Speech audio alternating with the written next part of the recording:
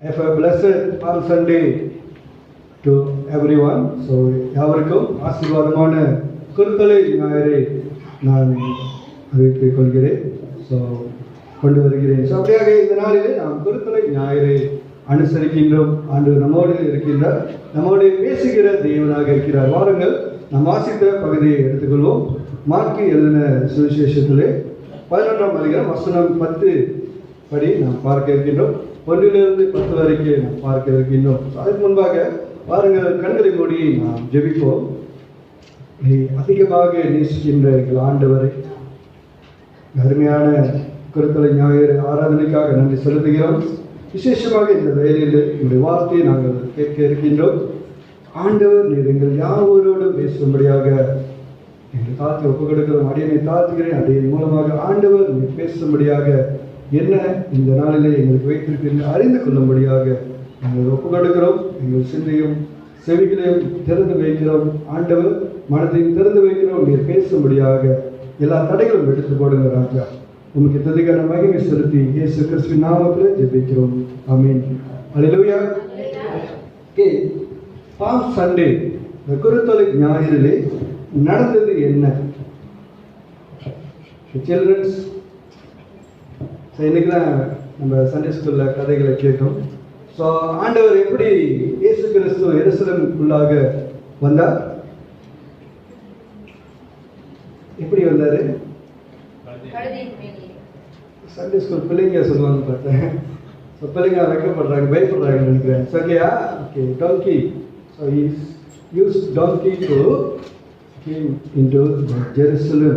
So பார்த்தீங்கன்னா இந்த mark 11ஆம் அதிகாரத்தில் 1 to 10 வரைக்கும் உள்ள கதையில் நாம் பார்க்கலாம். அவர்கள் எருசலேமுக்கு சமீபமாய் சேர்ந்து ஒலிவ மலைக்கு அருகான பெத்பகே பெத்தானியா என்னும் ஊர்களுக்கு வந்தபோது அவர் தம்முடைய சீசர்களில் 2 பேரை நோக்கி அவர் என்ன சொல்றாரு? உங்களுக்கு எதிரே இருக்கிற கிராமத்துக்கு போங்கள்.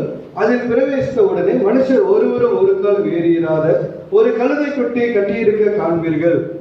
அதை அவிழ்த்து கொண்டு வாருங்கள். ஏன் இப்படி செய்கிற என்று ஒருவர் உங்களிடத்தில் கேட்டால் இது ஆண்டவருக்கு வேண்டும் என்று சொல்லுங்கள்.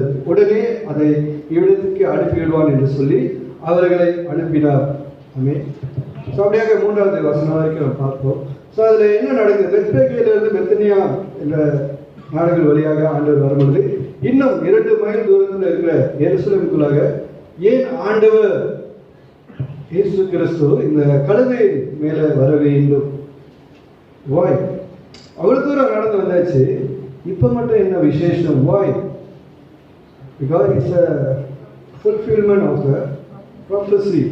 ஸோ தீர்க்க தரிசனம் நிறைவேறும்படியாக ஆண்டவராகிய கிறிஸ்து இயேசு இந்த இடத்துல இந்த காரியத்தை செய்கிறது நாம் பார்க்கின்றோம். சகரியா 9ஆம் அதிகாரம் வசனம் 9 நாம் வாசிப்போம். Zechariah chapter 9 verse 9. சகரியா 9ஆம் அதிகாரம் வசனம் 9 வாசிக்குமா? சீயோன் குமார்த்தியே மிகவும் களிகூரு, எருசலேம் குமார்த்தியே கெம்பீரி. இதோ உன் ராஜா உன்னிடத்தில் வருகிறார். அவர் நீதியுள்ளவரும் இரட்சிக்கிறவரும் தாழ்மை உள்ளவரும் கழுதையின் மேலும் கழுதை குட்டியாகிய மரியின் மேலும் ஏறி வருகிறவருமாய் இருக்கிறார். ஆமென். ஸோ சகரியா தீர்க்கதரிசியினாலே உரைக்கப்பட்டது நிறைவேறும்படியாக. ஸோ ஆண்டவர் கழுதையை குட்டியை பயன்படுத்துறதுக்கு பல காரணங்கள் நமக்கு இருக்கிறது.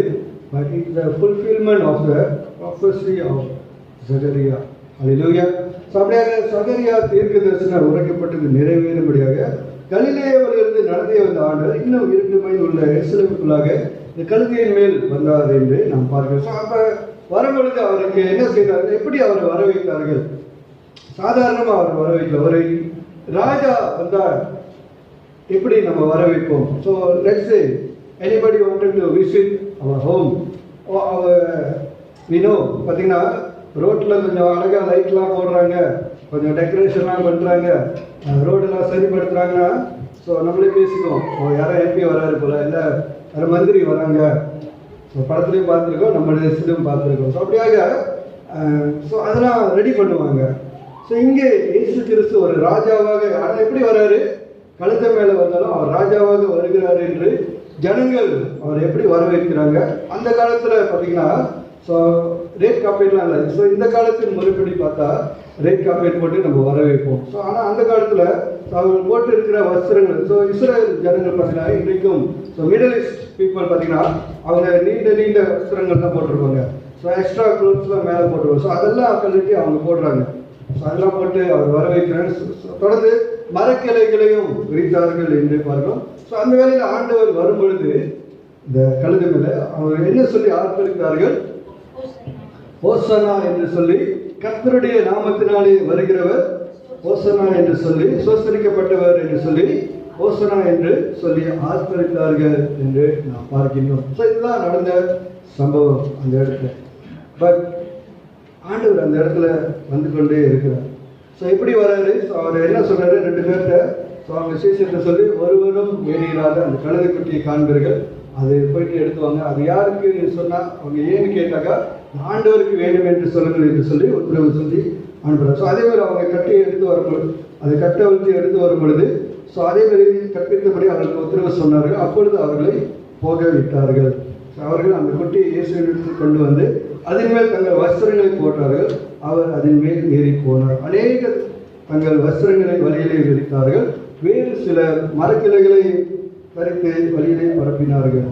முன்னடப்போரும் பின்னடப்போரும் ஓசன்னா, கர்த்தரின் நாமத்தினாலே வருகிறவர் சோஸ்திரிக்கப்பட்டவர், கர்த்தரை நாமத்தினாலே வருகிற நம்முடைய பிதாவாகிய தாவீதின் ராஜ்யம் ஆசீர்வதிக்கப்படுவதாக, உன்னதத்திலே ஓசனா என்று சொல்லி ஆர்ப்பரித்தார்கள். அல்லேலூயா. ஸோ இதுதான் அங்கே நடந்த சம்பவம். பாம் சண்டேல நடந்த சம்பவத்தை தான் இன்றைக்கி பிள்ளைகளுக்கும் நம்ம சொல்லிக்கிறோம். வருஷம் இருப்பாங்க. But what is the purpose? Why? இது ஏன் இப்படி தான் நடக்க வேண்டும்? ஸோ நம்ம முதலாவது பார்த்தோம் சகரியா தீர்க்கதரிசினால நடந்தது. அதே வேளையில் ஏன் இப்படி நடக்குது? ஸோ முதல்ல நான் சொன்ன பார்த்தீங்கன்னா இந்த கார்மெண்ட்ஸ். ஸோ இதில் என்னென்ன திங்ஸ் இருக்குது முதல்ல நம்ம பார்க்கும்பொழுது இந்த ஸோ அவர்களோட வஸ்திரங்கள், ஸோ கார்மெண்ட்ஸ் என்று பார்க்கும்போது ஒரு புதிய கணம். So honouring the people. So rate காப்பீட் போட்டால் என்ன அர்த்தம்?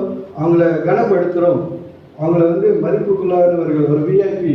ஸோ அப்படியாக வரவேற்பு. ஒரு அரசர் ராஜா வரும்பொழுது அதை செய்கின்ற ஒரு காரியம். ஸோ ஒரு புதிய காரியத்தில் அவரை மகிமைப்படுத்துது, கனப்படுத்துகின்ற காரியம் தான் இந்த வஸ்திரங்கள், இந்த கார்மெண்ட்ஸ் பார்த்தீங்கன்னா அந்த இடத்துல செய்ததை நம்ம பார்க்கிறோம். ஸோ அதே வேளை இந்த palm trees, so leaf branches பார்க்கும் பொழுது மரக்கிளைகள். ஸோ அந்நாட்களில் அரசர் வருகையின் போது செய்யப்படுகிற ஒரு காரியம், அதுவும் கனத்திற்கும் மகிமைக்கும் உள்ள காரியமாக இருக்குது. ஸோ இந்த நாட்டில் பார்க்கும்பொழுது நம்ம பார்த்தா ஸோ சில பேர் பிடிச்சவங்க வந்தாங்கன்னா என்ன செய்வாங்க? ராஜா வாழ்க அல்லது அவங்க பேரை போட்டு அல்லது ஏதாச்சும் நல்ல வார்த்தைகளை சொல்லி லாங் லைஃப், ஸோ புகழாரம் செய்து ஸோ அதை எழுதி ஸோ பாட்டிலாக வைத்திருப்பாங்க, நம்ம பார்த்துருக்குறோம். ஸோ அதே அவங்க வருது பிடிக்கலைன்னா ஸோ சில இடத்துல பார்த்துருக்குறோம். ஸோ சில நாட்டு தலைவர்களை நம்ம நாட்டில் சில பேருக்கு பிடிக்காது, இல்லை வேறு நாடுகளில் பிடிக்காது. ஸோ அந்த நாட்டுக்கு அவங்க வரும்பொழுது ஈவன்தோ கவர்மெண்ட்டுக்கு அவங்க பயந்துருந்தாலும் அவங்க தைரியம் என்ன செய்வாங்க? அவங்களுடைய அந்த உருவ பொம்மையெல்லாம் எரிப்பாங்க சில நேரத்தில். இல்லைன்னா அவங்க சைட்டில் வந்து ஸோ நோ என்ட்ரி, ஸோ ஏதாவது தவறான வார்த்தைகளை போட்டு அவங்களுக்கு விரோதமான வார்த்தைகளை போட்டு அவங்க செய்த தவறுகளை போட்டு கூட அவங்களுக்கு ஸோ அவங்களுக்கு வந்து ஒப்போஸ் பண்ணுவாங்க. ஸோ அப்படின்னா அவங்க ஆதரிக்க மாட்டாங்க. ஸோ ஆனால் இந்த இடத்துல இயேசு கிறிஸ்துவை எப்படி வரவேற்கிறாங்க? ஆதரவு தெரிவிக்கிறாங்க. ஸோ ஒரு ராஜாவாக வரவேற்கிறார்கள். ஸோ அதை மரக்கிளைகள் அடையாளமாக கனத்தை கொடுக்கிறதாக மகிமைப்படுத்துகிற காரியமாக நாம் பார்க்கிறோம். ஸோ அதே இடத்துல கடைசியாக இங்கே பார்க்கும்போது ஓசன்னா என்று நாம் பார்க்கும்பொழுது இது எவ்வளவு மொழியில் இருந்தாலும் ஸோ பார்த்தீங்கன்னா கிரேக்க மொழியில். ஸோ குறிப்பாக இங்கே பார்க்கும்போது இதனுடைய அர்த்தம் என்ன? ஆராய்ச்சியில் பார்க்கும்போது சேஃப் நவ், கர்த்தாவே எங்களை ரட்சியும், எங்களை காப்பாற்றும், எங்களை ரட்சியும் என்று பொருள்படுகிறதாக இருக்கிறது இந்த ஓசனா என்ற வார்த்தை. ஸோ இது பாடல்கள்லாம் வந்து நம்ம சந்தோஷமாக பாடுறோம், நம்ம இப்போ பாடணும். பட் இதனுடைய அர்த்தம், ஆழமான ஒரு அர்த்தம் என்னத்தை குறிக்கிறது? So safe now. ஸோ அப்போ இந்த ராஜா இயேசு கிறிஸ்து ராஜா என்று ஸோ அவர் பிறக்கும் போதே நமக்கு தெரியும், ஆமா இல்லைங்களா? ஸோ ஏரோது ராஜா என்ன சொல்றாரு? அந்நாட்களில் யூதருக்கு ராஜா எங்கே பிறந்திருக்கிறார் என்று சொல்லிதான் அவரை தேடும்படியாக ஸோ அந்த வான சாஸ்திரிகள் ஸோ மேய்ப்பர்கள் எல்லாம் தேடி போகிறாங்க. ஆமாம் இல்லைங்களா? அப்போ யூதருக்கு ராஜான்னு நமக்கு தெரியும், அங்குள்ள ஜனங்களுக்கும் தெரியும். ஸோ அதை எப்படி இன்னும் அவங்க அறிஞ்சுக்கிறாங்கன்னா, அதுக்கு முன்பாக நடந்த சம்பவத்தின் மூலமாக, லாசருவை உயிரோடு ஆண்டவர் எழுப்புவதன் மூலமாக இன்னுமாக ஆண்டவருடைய நாம பிரசித்தி படுகிறது அந்த இடத்துல. அப்போ இவர் நம்ம உயிரோடு எழுப்புற ஒரு ராஜாவாக இருக்கிறாரு, ஒரு ஆளாக இருக்கிறாரு. ஸோ அவர் ராஜா. அப்போ அந்த நாட்களிலே இயேசு கிறிஸ்துனுடைய காலத்தில் குறிப்பாக எருசலேமில் இஸ்ரவேலில் பார்க்கும் பொழுது அங்கே ரோமர் ஆட்சி நடக்கிறது. இஸ்ரேலில் ரோமர், ஸோ இத்தாலி ரோமன்ஸ் பார்த்தீங்கன்னா இத்தாலி ஸோ நாட்டிலிருந்து வந்தவர். ஸோ அங்கே ரோமன்ஸ் ஆட்சி நடக்கிறனால ஸோ அவர்களிடத்துல இருந்து ஒருவேளை இவர் நம்மளை காப்பாற்ற வந்தவர் என்று சொல்லி ஸோ இவரால தான் காப்பாற்ற முடியும் அப்படின்னு சொல்லி இந்த இடத்துல ஆர்ப்பரிக்கிறார்கள். ராஜாவை எங்களை காப்பாற்றும், அதான் ஓசனா என்று சொல்லி ஆர்ப்பரித்தார்கள். அவரை மகிமைப்படுத்தினார். அதே வேளை அவர்கள் ஒரு எதிர்பார்ப்போடு இவர் நம்மளை காப்பாற்ற வந்த ராஜா என்று சொல்லி, பட் அவர்கள் உண்மையான ஒரு அர்த்தத்தை அறியாமல் இருந்தார்கள். ஸோ அதை குறித்து கடைசியாக பார்ப்போம். அதுக்கு முன்பாக ஸோ இங்கே பார்க்கும்போது இன்னொரு காரியம் அடையாளம் என்னவென்றால், ஸோ ஃபர்ஸ்ட் நம்ம பார்த்தோம் அந்த கார்மெண்ட்ஸ், ஸோ வஸ்திரங்கள், மரக்கிளைகள், so branches, leaf branches, so hosanna என்ற வார்த்தை நம்ம பார்த்தோம். குறிப்பாக கழுதை, ஒருவரும் ஏறியிராத கழுதை. ஸோ கழுதை என்று சொல்லுவது ஒரு விசேஷமான ஒரு பிராணி. ஸோ பார்த்தீங்கன்னா அந்த கழுதை மேலே தான் ரொம்ப பொதியெல்லாம் சுமக்க ஏற்றுவாங்க.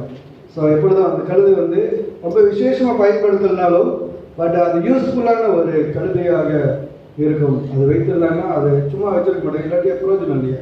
ஸோ அதை ஏதாவது பொதிகள் சுமக்க, பாரம் சுமக்க, அவங்க மூட்டைகளை சுமத்து செல்ல முடியாது, அதை பயன்படுத்துகின்ற கழுதை. ஸோ இந்த இடத்துல பாருங்க, ஒருவரும் ஏறி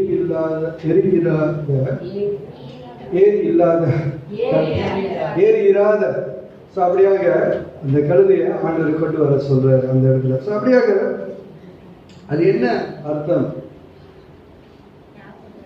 பார்த்தீங்கன்னா, கழுதை என்று சொல்லும்போது முதலாவது அந்த இடத்துல ஒரு தாழ்மையை குறிக்கிறது. தள்ளப்பட்ட ஒரு பிராணி பயன்படுத்தப்படுகிறது. அதுவும் யாரு மூலமாக? ஆண்டவராக கிறிஸ்து இயேசு மூலமாக. அப்போ ஒரு ராஜா அந்த நாட்களிலே குதிரை மேல வந்தாருன்னா என்ன அர்த்தம்னா, யுத்தத்துக்கு அடையாளம். அந்த இயேசு ராஜா சமாதான பிரபு என்று நாம் பாடுகின்றோம், நாம் நினைவு கூறுகின்றோம். அப்ப அந்த சமாதான பிரபு எப்படி வர்றாருன்னா, சமாதானத்தின் அடையாளமாக கழுதையின் மேல் வருகின்ற தெய்வனாக இருக்கிறார். ஸோ தாழ்மை கோலமாக ரட்சிக்கின்ற நீதியுள்ள மற்றும் சமாதானத்தின் தேவனாய் அவர் வருகிறார் என்று நாம் பார்க்கின்றோம். ஸோ இந்த இடத்துல குறிப்பாக இந்த கழுதையை பார்த்து ஒரு காரியத்தை நாம் கற்றுக்கிறோம். கழுதையின் வாழ்க்கை ஒரு வித்தியாசமாக காணப்படுகிறது. அது பொதியை சுமப்பது மாத்திரமல்ல, அசுத்தம் நிறைந்ததாக, ஸ்தபனாக, சில நேரத்தில் அடிப்பாங்க போட்டு, குதிரை மாரி அது ஓடாது, ஸ்தபனாக இருக்கும், அடிப்பாங்க. But God used donkey to symbolize Christ. பார்த்தீங்கன்னா அந்த தாழ்மை இருக்கு. But God can use anybody. ஆமென். அப்போ ஆண்டவர் குதிரை மாத்திரமல்ல கழுதையையும் பயன்படுத்த முடியும். அப்போ சாரி டு சே, நம்முடைய வாழ்க்கை, நம்முடைய எல்லா சூழ்நிலையும் ஆண்டவர் நமக்கு கொடுத்த அழைப்பிலே ஒருவரும் ஏறியிராத என்று சொல்ல, நோ எக்ஸ்பீரியன்ஸ். ஆமாம் இல்லைங்க, அந்த கழுதைக்கு என்ன செய்யணும், ஓடும், இது பண்ணும், அதான் பிகாஸ் நோ எக்ஸ்பீரியன்ஸ். இன்றைக்கி நம்ம ஊழியம் செய்யும் பொழுதோ அதே போலதான் நமக்கு அழைப்பு இருக்கிறது. பட் எக்ஸ்பீரியன்ஸ் இல்லாமல் இருக்கலாம். But when God wants to use us, He can do miracles. Hallelujah. So நம்ம விசுவாசம், இந்த கழுதையின் பார்த்தீங்கன்னா அது தள்ளப்பட்டது தான், அசுத்தம் நிறைந்தான். But God chose. ஸோ இங்கே பார்த்தீங்கன்னா நம்ம சகரியா தீர்க்கதரிசன நிறைவேறது சொல்லப்பட்ட காரியம் நிறைவேறுது இந்த இடத்துல பார்க்கும் பொழுது நமக்கு தெரியுது. அப்போ chosen donkey அங்கே இருக்கு. ஸோ அதை ஆண்டவர் சொல்லி அனுப்ப, இல்லாட்டி ஆண்டவருக்கு எப்படி தெரியும்? ஸோ அப்போ already God chose, already God prepare. So அப்போ ஆண்டவர் நம்மளையும் அதே போல் chose us, prepare, he will prepare how to lead us, how to guide us. So no experience, it's okay. the help of God, we can do many things. So அந்த இடத்துல இன்னொரு காரியத்தை நாம் பார்க்கின்றோம். கழுதை கட்டி இருக்கிறது. அது என்ன சொல்றாரு? கட்டை அவிழ்த்து கொண்டு வாருங்க. ஸோ இன்றைக்கு நாம் நிறைய விதத்தில் கட்டப்பட்ட சூழ்நிலையில் இருக்கின்றோமா? பாவ கட்டைகளிலே நாம் இருக்கின்றோமா? பாவத்தினால பரிதாப நிலையில நாம் இருக்கின்றோமா? வியாதியின் கட்டிலே, கஷ்டத்தின் கட்டிலே, சமாதானம் இல்லாத ஒரு கட்டப்பட்ட சூழ்நிலையில் நாம் காணப்படுகின்றோமா? அந்த கட்டை அவிழ்க்கும் பொழுது ஆண்டவர் அவருடைய சித்தத்தின்படி, அவருடைய நோக்கத்தின்படி நம்மை பயன்படுத்துகிற தெய்வனாக இருக்கின்றார். ஆமென். அவர் மீண்டுமாக வருவார். அல்லேலூயா. மீண்டுமாக நம்மை சந்திக்க வருவார். இதெல்லாம் நம்ம பார்க்கிறோம். இயேசு ராஜா திருப்பியும் மறுபடியும் கடைசி வருவார். வாசிங்க சகரியா 9:9. அதிலிருந்து ஒரு காரியத்தை கற்றுக்கொண்டு நாம் இன்னொரு வசனத்தை பார்த்து நாம் முடிப்போம். சீயோன் குமார்த்தியே, சீயோன் குமார்த்தியே, மிகவும் களிக்கூறு, மிகவும் களிக்கூறு. எருசலேம் குமார்த்தியே, எருசலேம் குமார்த்தியே, கெம்பீரி, கெம்பீரி. இதோ இதோ ராஜா உன்னிடத்தில் வருகிறார். அவர் நீதி உள்ளவரும், நீதி உள்ளவராய், ரட்சிக்கிறவரும், ரட்சிக்கிறவராய், தாழ்மை உள்ளவரும், தாழ்மையின் உருவாய், கழுதையின் மேலும், கழுதையின் மேல் சமாதானத்தோடு, கழுதை குட்டியாகிய மரியின் மேலும் ஏறி வருகிறவருமாய் இருக்கிறார். ஆமென். சோ 4 காரியத்தை இந்த இடத்துல நம்ம பார்க்கிற இந்த வசனத்தின் நடுவில் அவர் நீதி உள்ளவராய், ரட்சிக்கிறவராய், தாழ்மையின் உருவாய், சமாதானத்தின் தேவனாய் நம்மை சந்திக்க வருகிற தேவனாக இருக்கிறார். சந்திக்க வந்த தேவனாக அவர் இருக்கிறார். ஸோ இன்றைக்கு அதை உணராதபடிக்கு நாம் இருக்கின்றோமா? ஸோ பார்த்தீங்கன்னா இந்த சம்பவம் பார்த்தீங்கன்னா நம்ம இன்னைக்கு மார்க்ல இருந்து நம்ம பார்க்கிறோம். அதே சம்பவத்தை மத்திய 21வது அதிகாரத்தில் நாம் பார்க்க முடியும். verses 1 to 11 and also Luke chapter 19 verses 28 to 44 and also John 12 verses 12 to 16. So மார்க்ல வந்து 11 வசனம் 1ல இருந்து 10. I want to repeat again. So யாராச்சும் எழுதுங்க. Matthew chapter 21 verses 1 to 11. Luke chapter 19 verses 28 to 44. John chapter 12 verses 12 to 16. So இன்றைக்கு நாம் பார்க்கிறது குறிப்பாக mark 11 1லிருந்து 10 வரைக்கும் நாம் பார்க்கிறோம். ஸோ இதில் குறிப்பாக இந்த இடத்துல எல்லாவற்றையும் நாம் பார்த்துட்டோம். ஆண்டவர் ஒரு ராஜாவாக வருகிறார், அனுசரிக்க அந்த இடத்துல அவரை வரவேற்கிறார்கள். பட் அவ்வளோ தூரம் ஆண்டவரை ஒரு ராஜாவை போல வரவேற்ற ஜனங்களை பார்த்து ஆண்டவர் கண்ணீர் விட்டு அழுதார் என்று லூக்காவில் சொல்லப்படுகிறது. எடுத்துக்கொள்வோம். லூக்கா எழுதின விசேஷத்தில் 19ஆம் அதிகாரம் வசனம் 42. ஸோ இது ஏற்கனவே நான் என்ன சொல்லியிருக்கேன், பட் அதை கொஞ்சம் ஆழமாக இன்னைக்கு பார்த்து நாம் முடிப்போம். Luke chapter 19 verse 42 வாசிங்கம்மா. உனக்கு கிடைத்த இந்த நாளிலாகிலும் உன் சமாதானத்துக்கு ஏற்றவைகளை நீ அறிந்திருந்தாயானால் நலமாயிருக்கும். இப்பொழுதோ அவைகள் உன் கண்களுக்கு மறைவாயிருக்கிறது. பாருங்க 41ல இருந்து அவர் சமீபமாய் வந்தபோது நகரத்தை பார்த்து அதற்காக கண்ணீர் விட்டழுது. ஸோ அவரை ராஜாவை போல வர வைக்கிறாங்க. நம்ம பார்த்தோம். ஸோ ரேட் காப்பீட்டில் தான் வரணும் இல்லை, அந்த காலத்தில் உள்ள முறைமைப்படி தான் ஒரு ராஜா போல வர வைச்சாங்க. கார்மெண்ட்ஸ் இந்த வஸ்திரங்கள்லாம் இருக்கு. ஸோ அந்த பிரான்ச்சஸ்லாம் அசைத்து ஸோ அவரை ஓசனா என்று சொல்லி அப்போ ராஜாவை இந்த ரட்சியம் ராஜாவே அவரை அடையாளம் பண்ணி ஸோ அவரை ரெக்கனைஸ் பண்ணுறாங்க. ஸோ அவரை வரவேற்கிறாங்க. ஆனால் அந்த இடத்துல ஆண்டவர் என்ன செய்கிறாரு? அவர் சந்தோஷப்பட்டிருக்கணும். பட் அந்த இடத்துல ஆண்டவர் கண்ணீர் விட்டு அழுதார் என்று பார்க்கிறோம். காரணம், உனக்கு கிடைத்த இந்த நாளிலாகிலும் உன் சமாதானத்துக்கு ஏற்றவைகளை நீ அறிந்திருந்தாயானால் நலமாய் இருக்கும். இப்பொழுதோ அவைகள் உன் கண்களுக்கு மறைவாய் இருக்கிறது என்று ஆண்டவர் சொல்லி, உன்னை சந்திக்கும் காலத்தை நீ அறியாமல் போனபடியால் உன் சத்துருக்கள் உன்னை சூழ பாளையம் மதில் போட்டு உன்னை வளைந்து கொண்டு எப்பக்கத்தில் உன்னை நெருக்கி உன்னையும் உன்னிலுள்ள உன் பிள்ளைகளையும் தரையாக்கி போட்டு உன்னிடத்தில் ஒரு கல்லின் மேல் ஒரு கல்லிடாதபடி செய்யும் நாட்கள் உனக்கு வரும் என்றார். அது நடந்தது. ஆமா இல்லைங்களா?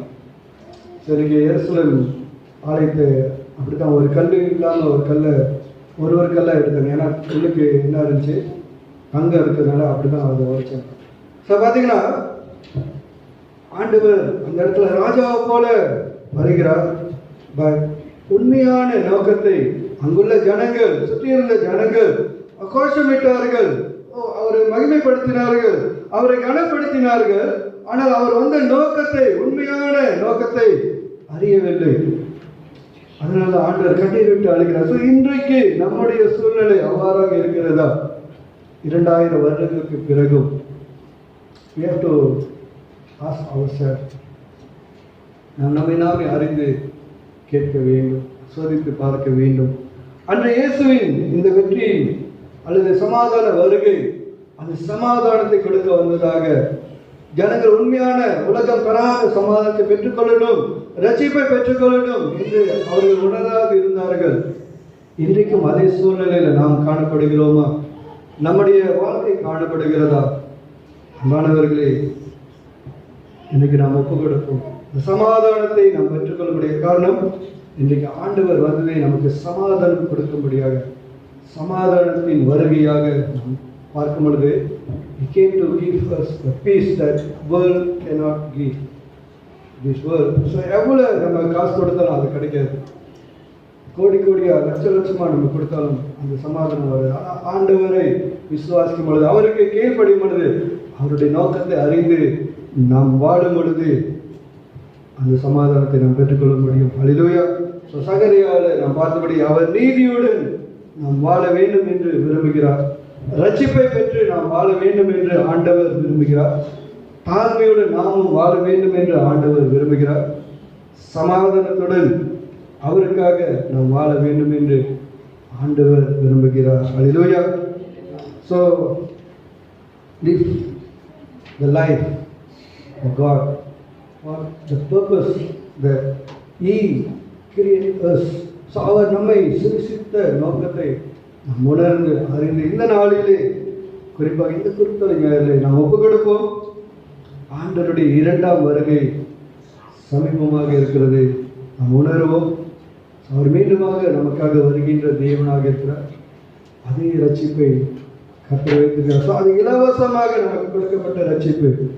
ஸோ காசு கொடுத்தலாம் அதை வாங்க முடியாது. We cannot. ஸோ லஞ்சம் கொடுத்தலாம் நம்ம எடுக்க முடியாது. நம்முடைய வாழ்க்கை கிறிஸ்துவுக்குள்ளாக வாழ்கின்ற வாழ்க்கை அதை உறுதிப்படுத்தும். ஸோ அந்த வாழ்க்கையிலே நாம் ஒப்பு கொடுப்போம். ஆண்டவர் நம்மை ஆசீர்வதிப்பார். வாருங்கள், இந்த சிந்தையோடு நாம் எழுந்து நிற்போம். கண்களை மூடி ஆண்டவரை நோக்கி நாம் பார்ப்போம்.